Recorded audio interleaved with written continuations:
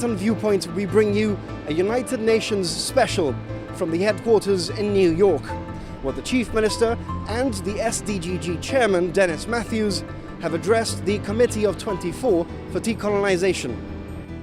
The Special Committee on Decolonization, also known as the Committee of 24, was created in 1961 by the UN's General Assembly to monitor and make recommendations on non-self-governing territories or colonies.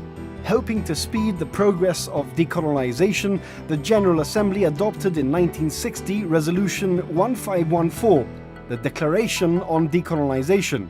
It stated that all people have a right to self-determination and proclaimed that colonialism should be brought to a speedy and unconditional end. The UN is now in the third decade for the eradication of colonialism. The committee's chairman is currently Pedro Morejón Pazmiño of Ecuador. The Chief Minister told the committee that 1713, the year that the Treaty of Utrecht was signed, was a year of cannon and bloodshed. And he said that for this Spanish government, time appears to have stood still. Mr. Chairman, this is my second appearance before your committee as Chief Minister of Gibraltar, and I'm accompanied by the Deputy Chief Minister, Dr. Joseph Garcia. Mr. Chairman, 300 years ago next month, the Kingdom of Spain ceded Gibraltar to the United Kingdom under the terms of the Treaty of Utrecht of 1713, I quote, "to be held and enjoyed absolutely with all manner of right, forever, without any exception or impediment whatsoever," end quote. That is an absolute cession of a territory, if ever there was one. And as many of you will also know, Mr. Chairman, the treaty also prevented the presence of Jews and Moors in Gibraltar and banned trade with the adjoining areas of Spain. Yet no sooner was the ink dry on the parchment of Utrecht than Spain was breaching the treaty by trying to recover Gibraltar by force and by siege. There are a number of commemorative events being planned in Gibraltar throughout the year, but we will not be celebrating a treaty which is anti-Semitic, racist, and which purports to curtail our rights as a people. Indeed, it's now 50 years, half a century, since successive chief ministers of Gibraltar have been coming to this committee, asking you to defend our rights as a people in modern international law, under the terms of the UN Charter and the relevant decolonization resolutions that create your committee's jurisdiction and engenders that sacred trust which requires you to act in defense of our rights and wishes as a people. Because it is clear, Mr. Chairman, to any international lawyer worth his salt, from whom you might care to take the most cursory opinion, that the clauses of a treaty that was signed in 1713 cannot seriously be used in 2013 to restrict or curtail the right of the people of Gibraltar to determine their own future. 1713 was a time of cannon and bloodshed in Europe, when the concept of human rights did not exist and men and women were sold as slaves by kings and queens who could pass title to countries between each other at their whim. But for the current government of Spain, time seems to have stood still. Only last month, during the very successful seminar your committee held in Quito, Ecuador, the representative of Spain held her country up for international ridicule, once again, with shocking submissions symptomatic of the current Spanish government's compulsive blindness to the reality of modern Gibraltar and the Gibraltarians today. Mrs. Pedros Carretero said, and I unfortunately quote, "Spain does not and will never acknowledge any international legal status to the current inhabitants of Gibraltar, nor will it ever accept their pretended right to dispose of the rock," end quote. Mr. Chairman, such comments can have no place in the modern world. This is 18th century language from a 21st century democracy. That may have made sense in 1713, or it may even have made sense in the depths of the pre-democratic Spain of the 50s, 60s, and 70s. But today, remarks that deny the very existence of a people to whom you owe a sacred trust must be anathema to you, as they are to my countrymen and countrywomen, and to the democratic governments of the whole world. So I therefore take the opportunity of this 300th anniversary of the signing of the Treaty of Utrecht to repeat the challenge made in this forum by other chief ministers of Gibraltar in the past half-century. I urge the Kingdom of Spain to test their pathetic and unsustainable political views in the International Court of Justice on all matters in dispute on the question of Gibraltar. If they will again not agree to do so, Mr. Chairman, I urge this committee, if necessary via the fourth committee, to seek an advisory opinion on the matter. Because the relevant international law on this issue is, as you know, very clear, and it entirely contradicts the Spanish position. Gibraltar was included by the United Kingdom in the 1946 list of non-self-governing territories, and the international legal status of our nation remains unchanged since then. That is why my colleague, the Honourable Joe Bossano, who I must say is one of the most accomplished politicians in the field of international law on self-determination of colonial peoples, reminded you last month that Decolonization Resolution 1514 Roman 15 was fully applicable to Gibraltar. This means that the only options open for Gibraltar's decolonization are either independence, free association, integration, or the tailor-made solution provided for in Resolution 2625, Roman 25 of 1970. Those are the only options, Mr. Chairman.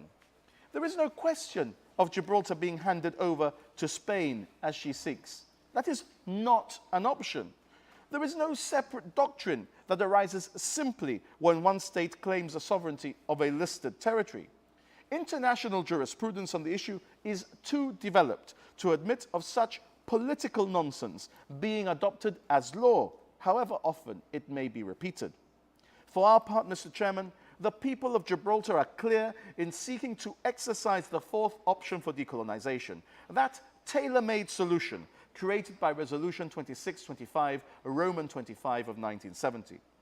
Mr. Chairman, in 2006, the people of Gibraltar accepted in a referendum our current constitution, which had been agreed with the United Kingdom by our then government and opposition. Time and again, we have asked this committee to tell us whether this document, in your view, embodies the fullest possible measure of self-government short of independence, which would allow for the decolonization of Gibraltar and the change in our international legal status through our removal from your list of non-self-governing territories.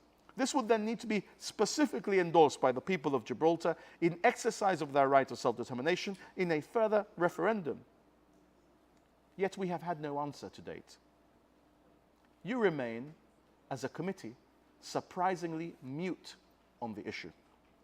Mr. Chairman, with respect, we cannot have a situation where the people of the territory, whose wishes are meant to be sacrosanct, are effectively ignored and sidelined by this committee.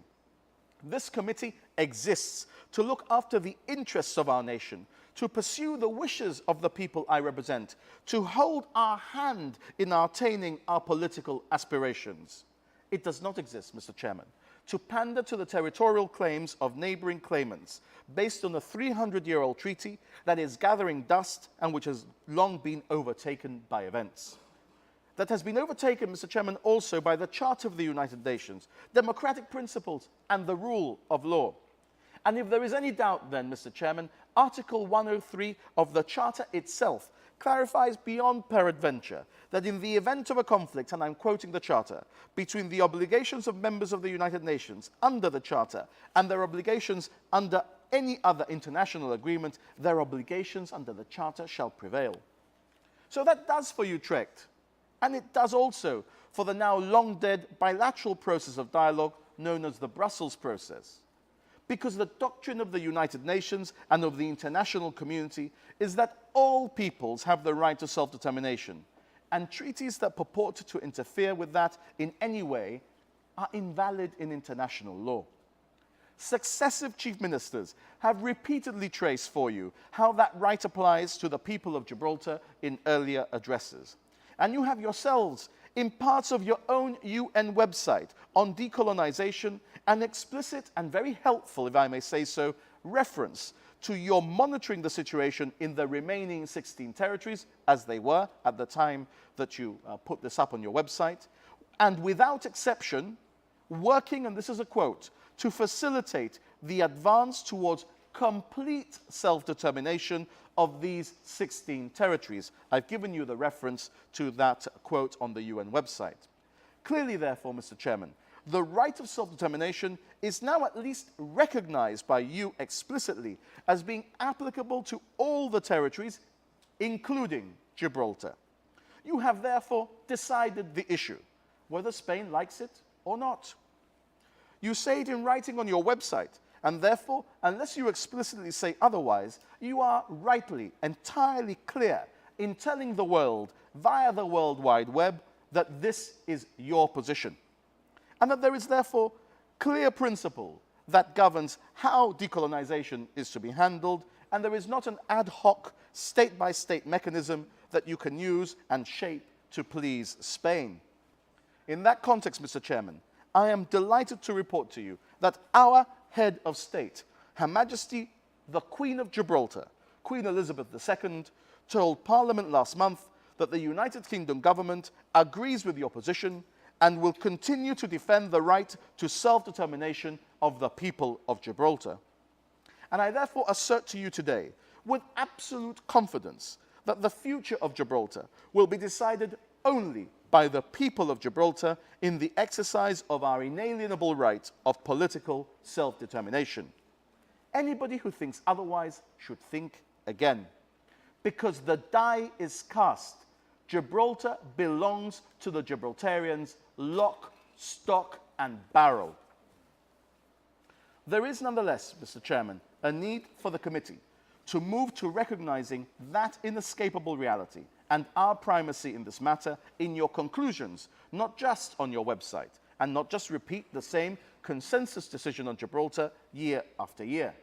Mr. Chairman, the Secretary General of the United Nations himself told you on the 21st of February this year that the narrative of the work of this committee cannot again be portrayed as decolonization deferred. The government of Gibraltar agrees entirely with the Secretary General. He and we join in urging you to start the process with us of completing self-determination as is stated on the UN website. We cannot continue to come here again and again, year after year, and receive little or no feedback from the committee for another half century.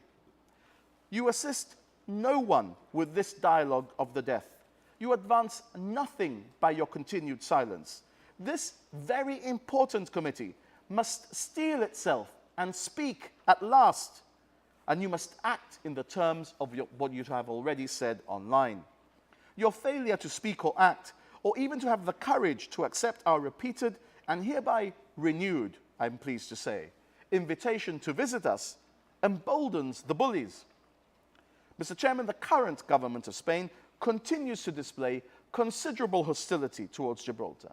Since 2010, our territorial sea has been continually invaded by armed patrol boats of the Spanish state on the absurd premise that Gibraltar has no waters, a proposition which has no basis in international law or even in rational thought. And the current government of Spain continues to challenge our economic model even when the rest of the world and the EU accepts it and creates jobs for many Spanish citizens.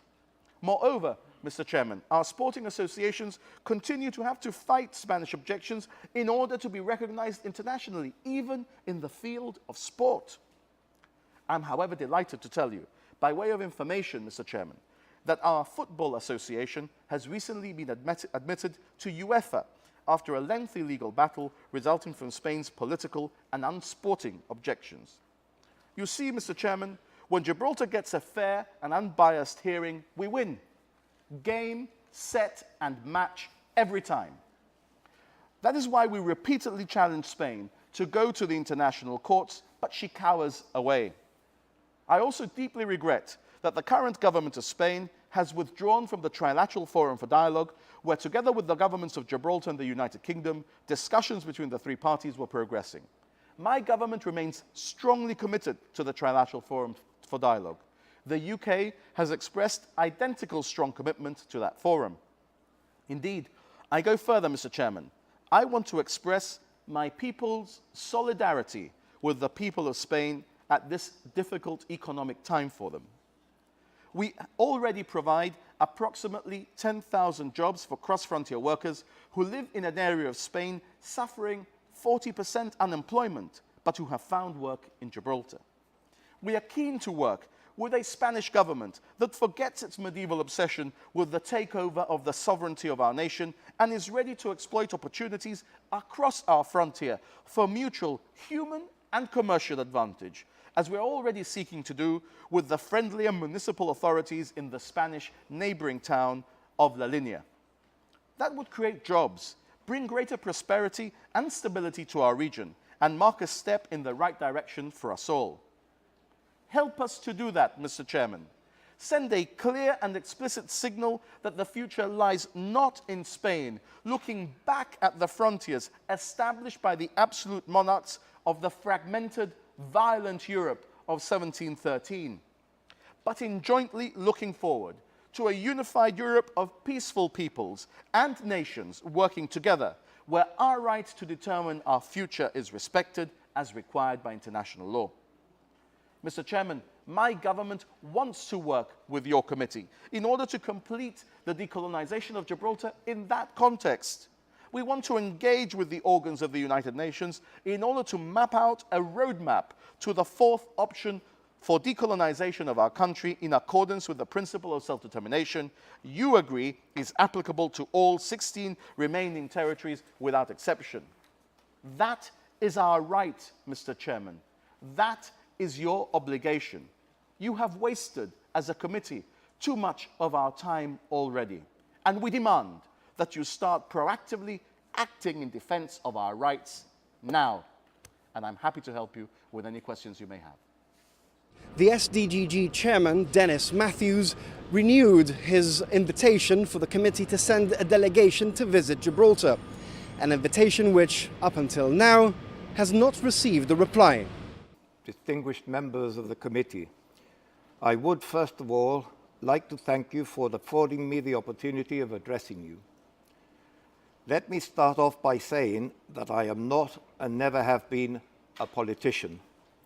I am simply a Gibraltarian who loves his homeland and who believes passionately that, in the words of the former governor of the territory, and I quote, "Gibraltar is not Britain's to give away or Spain's to take.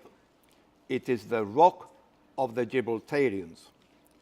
Gibraltar belongs to us, the Gibraltarians, a community which began to develop very soon after 1704 with the arrival of large groups of Genoese from northern Italy, who were joined later by a large number of settlers from Malta.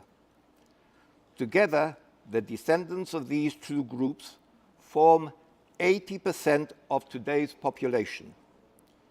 Other smaller groups followed, and despite sieges and many other hardships, all these different races have endured and merged to form a community with a unique identity, which has thrived and developed and which lives in peace and harmony with a commendable degree of tolerance for the different cultures and religions that exist on the rock, including Christians, Jews, Muslims, Hindus, and others. We pride ourselves on declaring that we are the Gibraltarians and that Gibraltar is our home, and our people are united in, virtually unanimously, repudiating Spain's claim to our land. I would ask you to note, Mr. Chairman, that the development of our people during these 3 centuries of British sovereignty, which is already longer than Gibraltar was ever Spanish, is no different to the way that many other countries have developed, particularly in the Americas, where in many cases large immigrant groups have coalesced to form today's communities and citizenry. Mr. Chairman, Many generations of Gibraltarians have lived and worked on the rock during these 3 centuries, and they have died and are buried there. This includes my parents and my grandparents before them, and the same applies to many others of our people. And I believe that we have earned the undeniable right to say that Gibraltar is our land and that this should be recognized and acted upon by this committee. It is these deep-rooted convictions which led to the formation of our group, which is a non-governmental organization formed over 20 years ago with the object of seeking recognition of our right to self-determination and informing our people on what the options for decolonization are, in keeping with this committee's policy of propagating and promoting greater knowledge of the United Nations framework for options for decolonization. Our group has a strong following in Gibraltar and has helped to establish throughout our community the conviction that Gibraltarians have the right to determine for themselves the political future of their land.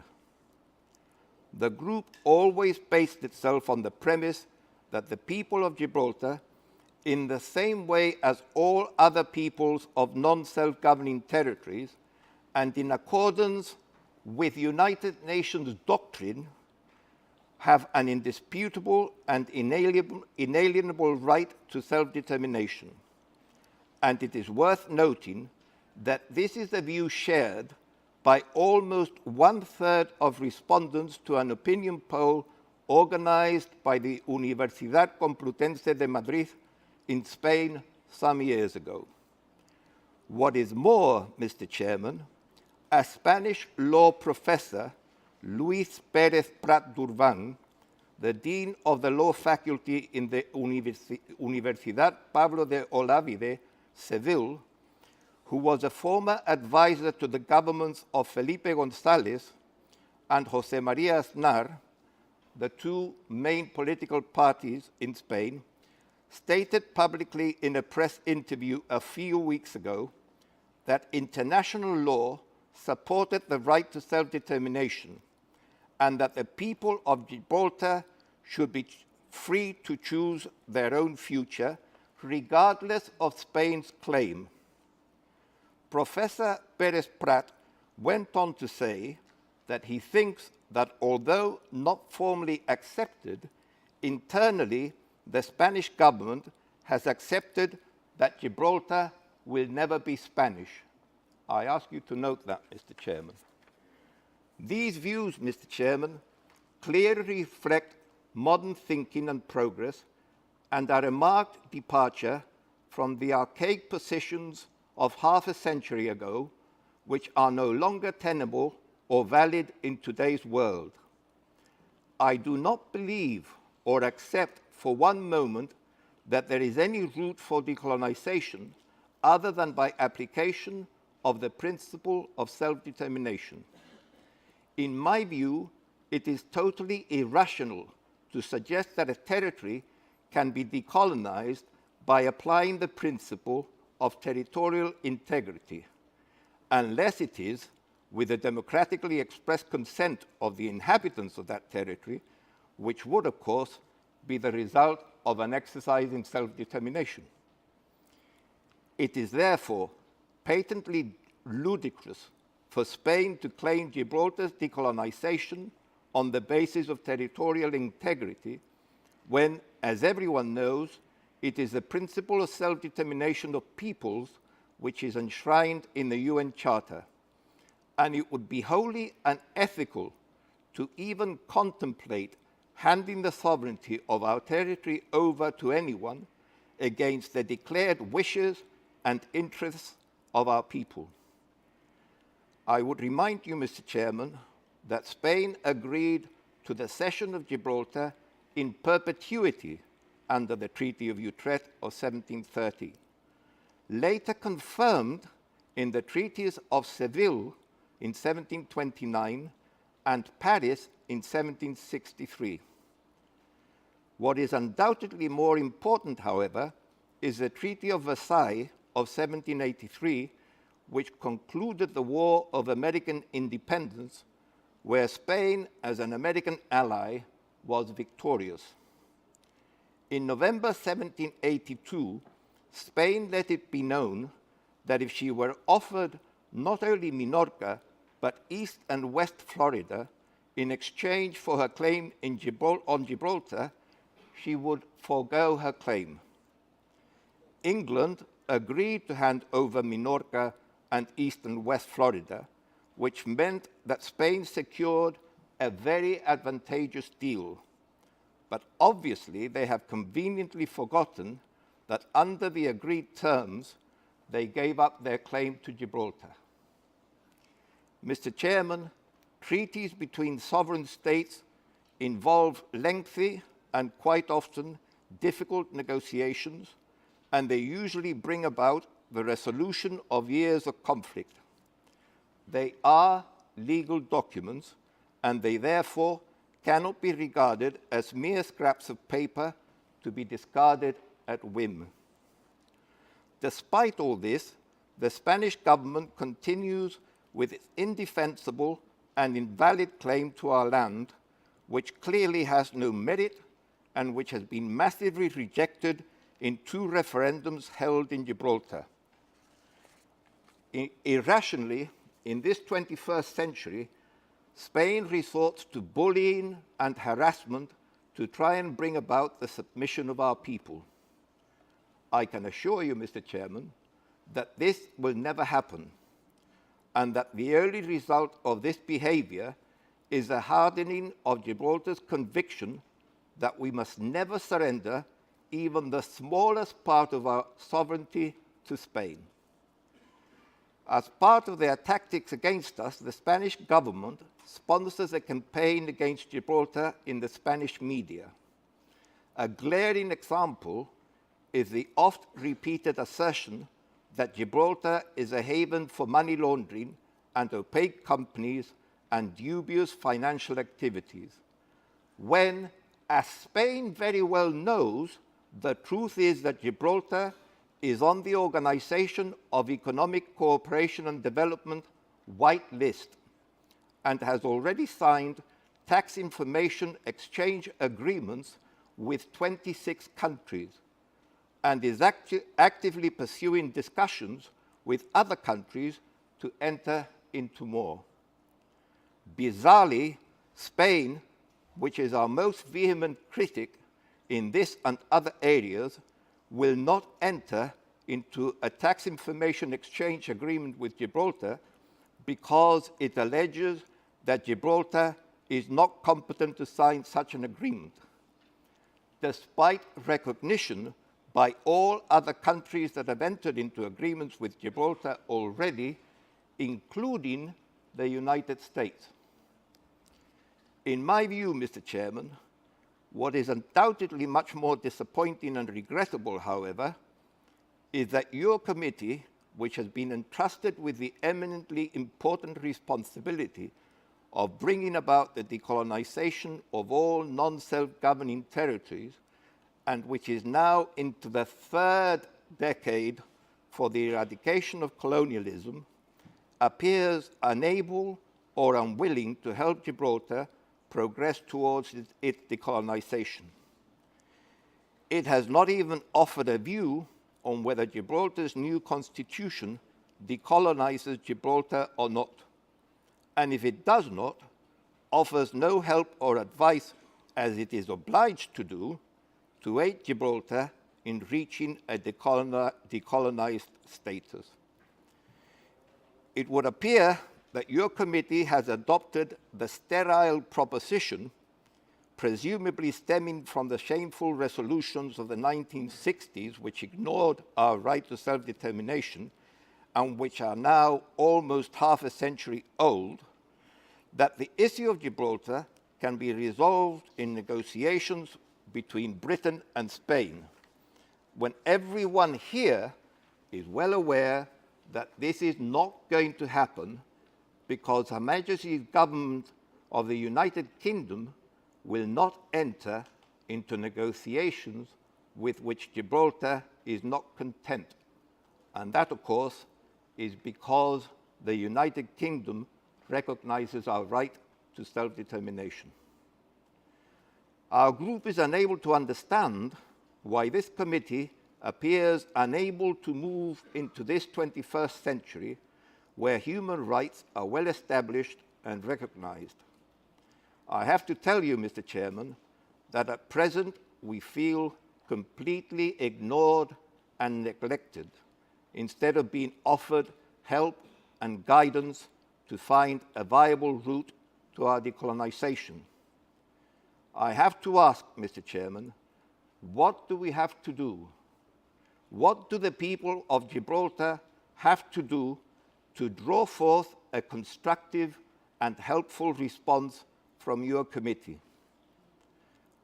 Let me say, however, that we continue to have faith that your objectivity and lack of bias as chairman of this distinguished and important committee will bring about some progress and a more positive approach towards our quest for decolonization. Mr. Chairman, in my letter to you of the 14th of May 2013, to which I have as yet received no reply, I asked for your committee to send a visiting mission to Gibraltar to assess for themselves the reality of our identity as a people and to gauge the strength of feeling of Gibraltarians with regard to our wish to be decolonized. This invitation is supported, of course, by Her Majesty's Government of Gibraltar, and I hope you will view it favorably and organize a visit at the earliest opportunity, and that this will be the first step leading to our decolonization. I would once again, Mr. Chairman, like to thank you for allowing me to address your committee.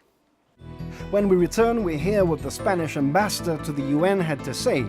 Plus, we bring you interviews with the Gibraltar delegation and why the leader of the opposition was not at the UN.